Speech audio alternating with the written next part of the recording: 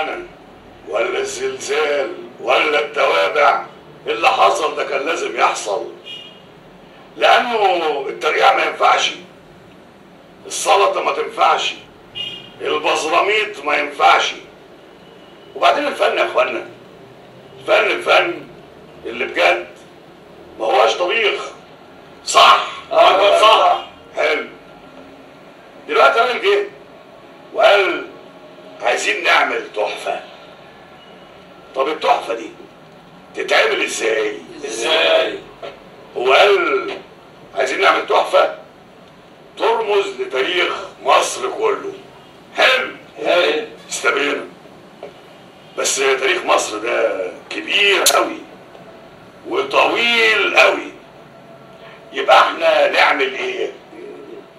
هل نديله فرعوني على قبطي على روماني على يوناني على عربي؟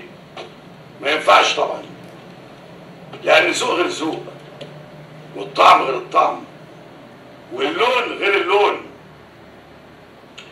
يبقى احنا ممكن نعمل ايه؟ ما دام تاريخ مصر طويل قوي كده يبقى لازم نعرف تاريخنا الاول.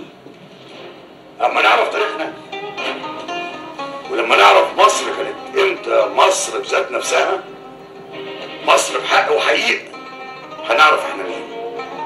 ولما نعرف احنا مين هنعرف احنا عايزين ايه. تمام؟ حلو. واحد بقى تقول له مصر دي ايه؟ يقول لك مصر دي فرعوني. التاني يقول لا مصر دي قبطي. غيره يقول لا مصر دي بتبص على البحر. يجي غيره يقول لا مصر دي عربيسك.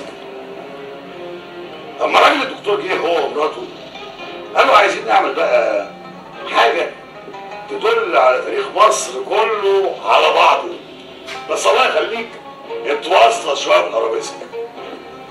انا فكرت فيها لقيت ما ينفعش، كله على بعضه ده ما ينفعش. احنا لازم نعرف احنا ايه ونحدد احنا عايزين ايه علشان نعرف مصر اللي بجد هي ايه. ما دام مفيش حاجه جت عجلت ده كله ببعضه وطلعت فن نقدر نقول عليه هو ده الفن المصراوي اللي بجد، الفن المصري اللي بحق وحقيقه. يبقى نعمل اللي احنا عارفينه. وانا لعبتي ايه بقى واللي انا عارفه ايه؟ الارابيسك.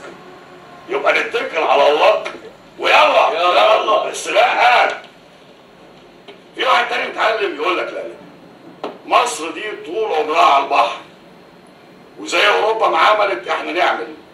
جريك طليان فرنساوي واسبان خدوا مننا وهضموا واتعلموا واتطوروا وطلعوا لقدام. نبص لهم ونعمل كده، ناخد ونطور بعد ما نهضم ونعمل لقدام. ماشي، ما بقولش لا ما دام فاهم وبيحب مصر. انما المهم قوي نعرف احنا مين واصلنا ايه. ساعة ما نعرف احنا مين هنعرف احنا عايزين ايه ونبدأ ونتكل على الله. لانه حصل جه الزلزال اتهزت الفيلا، جت التوابع الاساس فيص وقعت الفيلا. لكن نرجع ونقول الحمد لله علشان نبتدي مع مصر من اول وجديد ونبتدي على ميه بيضاء ان شاء الله.